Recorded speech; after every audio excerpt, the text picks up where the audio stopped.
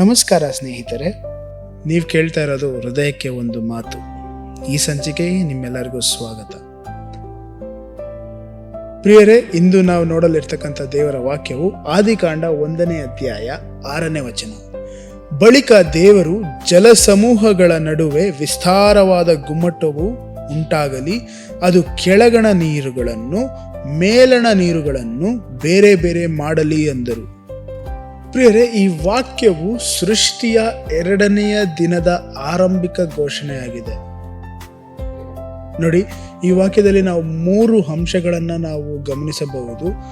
ಮೊದಲನೆಯ ಪದ ಬಳಿಕ, ಅಂದರೆ ಈ ಒಂದು ಪದದ ಮುಖ್ಯಾಂಶ ಏನೆಂಬುದಾಗಿ ನಾವು ನೋಡುವಾಗ ಸೃಷ್ಟಿಯ ಪ್ರಕ್ರಿಯೆ ಇನ್ನು ಮುಂದುವರಿಯುತ್ತಾ ಇದೆ ಎನ್ನುವಂಥದ್ದನ್ನು ಸೂಚಿಸುವಂಥದ್ದು. ಅಂದರೆ ಸೃಷ್ಟಿಯ ಪ್ರಕ್ರಿಯೆ ನೆನ್ನೆಗೆ ಮುಗಿದು ಹೋಗಿಲ್ಲ, ಆದರೆ ದೇವರು ಇನ್ನೂ ಗಮನವಿಟ್ಟು ಸೂಕ್ಷ್ಮವಾಗಿ ಗೊಂದಲವಿಲ್ಲದೆ ಕ್ರಮಬದ್ಧವಾಗಿ ಮುಂದುವರಿಸುತ್ತಾ ಇದ್ದಾರೆ ಎನ್ನುವಂಥದ್ದನ್ನು ಸೂಚಿಸುವಂಥ ಪದವಾಗಿದೆ ಪ್ರಿಯರೇ. ಇನ್ನು 2ನೆಯದು ನಾವು ನೋಡುವುದಾದರೆ ಪ್ರಿಯರೇ, ವಿಸ್ತಾರವಾದ ಗುಮ್ಮಟ.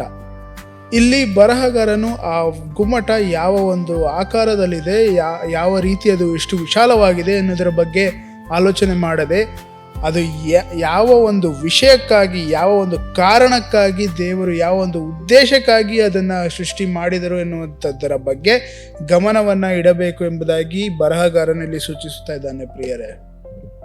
ಇನ್ನು 3ನೇದಾಗಿ ಈ ವಾಕ್ಯದಲ್ಲಿ ಬರೆಯಲ್ಪಟ್ಟಿರುವಂಥದ್ದು ಬೇರೆ ಬೇರೆ ಮಾಡಲಿ ಎಂಬುದಾಗಿ ದೇವರು ಹೇಳಿದರು ಎಂಬುದಾಗಿ. ಪ್ರೇರೆ, ಇದು ಈ ವಾಕ್ಯದ ಕೇಂದ್ರವಾದಂಥ ಅಂಶವಾಗಿದೆ. ಯಾಕಂದರೆ ದೇವರ ಸೃಷ್ಟಿ ಮಿಶ್ರತೆಯಲ್ಲ, ಅಸ್ತವ್ಯಸ್ತತೆಯಲ್ಲ, ಆದರೆ ವಿಭಜನೆ ಮತ್ತು ಕ್ರಮದ ಮೇಲೆ ಆಧಾರಿತ ಆಗಿರುವಂಥ ಒಂದು ಸೃಷ್ಟಿಯಾಗಿದೆ.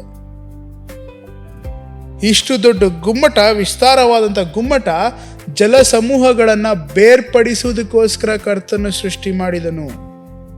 ಪ್ರಿಯರೇ, ಈ ವಾಕ್ಯವು ನಮಗೆ ಸೂಕ್ಷ್ಮವಾದಂಥ ಸಂಗತಿಗಳನ್ನು ಕಲಿಸುವಂಥದ್ದಾಗಿದೆ. ಮೊದಲನೇದಾಗಿ ದೇವರು ಕ್ರಮದ ದೇವರು.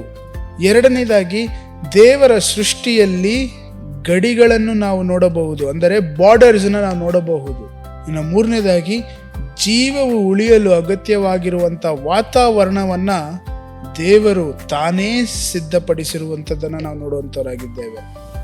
ಹಾಗಾದರೆ ಒಂದು ಕನ್ಕ್ಲೂಷನ್ಗೆ ಬರ್ಬೋದು. ಏನೆಂಬುದಾಗಿ ನಾವು ನೋಡುವಾಗ, ಈ ಸೃಷ್ಟಿಯು ಸ್ವಯಂಚಾಲಿತವಲ್ಲ, ಆದರೆ ದೇವರು ಸ್ವತಃ ತಾನೇ ಸೂಕ್ಷ್ಮವಾಗಿ ಗಮನವಿಟ್ಟು ಮಾಡಿರುವಂಥ ನಿರ್ಧಾರ ಮತ್ತು ಕರ್ತನ ಮಾತಿನ ಫಲವಾಗಿದೆ ಪ್ರಿಯರೇ. ಹಾಗಾದರೆ ಪ್ರಿಯರೇ, ಇಂದು ನಮ್ಮ ಜೀವನಕ್ಕೆ ಬೇಕಾಗಿರ್ತಕ್ಕಂಥ ವಾಗ್ದಾನ, ದೇವರು ನಮ್ಮ ಜೀವನದಲ್ಲೂ ಕ್ರಮ ಮತ್ತು ಸ್ಪಷ್ಟತೆಯನ್ನ ತರುವಾತನಾಗಿದ್ದಾನೆ. ಕರ್ತನು ನಮ್ಮ ಜೀವನವನ್ನ ಗೊಂದಲದಲ್ಲೇ ಬಿಡುವುದಿಲ್ಲ. ಕರ್ತನು ಅಗತ್ಯವಾದಂಥ ಗಡಿಗಳನ್ನು ಸ್ಥಾಪಿಸುವಂಥ ದೇವರಾಗಿದ್ದು, ಕರ್ತನು ಜೀವ ಉಳಿಯುವುದಕ್ಕೋಸ್ಕರ ಬೇಕಾಗಿರ್ತಕ್ಕಂಥ ವಾತಾವರಣವನ್ನ ರೂಪಿಸುವಂಥ ಕರ್ತನಾಗಿದ್ದಾನೆ. ಆದ ಕಾರಣ ನಾವು ಮಾಡಬೇಕಾಗಿರುವಂಥ ಒಂದು ಆಜ್ಞೆ ಏನೆಂಬುದಾಗಿ ನಾವು ನೋಡುವಾಗ, ದೇವರು ಸ್ಥಾಪಿಸುವ ಗಡಿಗಳನ್ನು, ದೇವರು ಸ್ಥಾಪಿಸುವಂಥ ಬೌಂಡ್ರೀಸನ್ನು ನಾವು ಗೌರವಿಸಬೇಕಾಗಿದೆ ಪ್ರಿಯರೇ. ದೇವರು ಬೇರ್ಪಡಿಸಿದ್ದನ್ನು ಮಿಶ್ರ ಮಾಡಬಾರದು ಪ್ರಿಯರೇ. ಒಳ್ಳೆಯದನ್ನು ನಾವು ಸ್ವೀಕರಿಸಬೇಕು, ಕೆಟ್ಟದನ್ನು ನಾವು ಬಿಟ್ಟು ಬಿಡಬೇಕಾಗಿದೆ. ಇನ್ಫ್ಯಾಕ್ಟ್ ದೇವರ ಕ್ರಮವನ್ನು ವಿರೋಧಿಸದೆ ಅದಕ್ಕೆ ಸಹಕರಿಸಬೇಕು ಪ್ರಿಯರೇ. ಇಂದು ಇದನ್ನು ನೆನಪಿಟ್ಟುಕೊಳ್ಳೋಣ.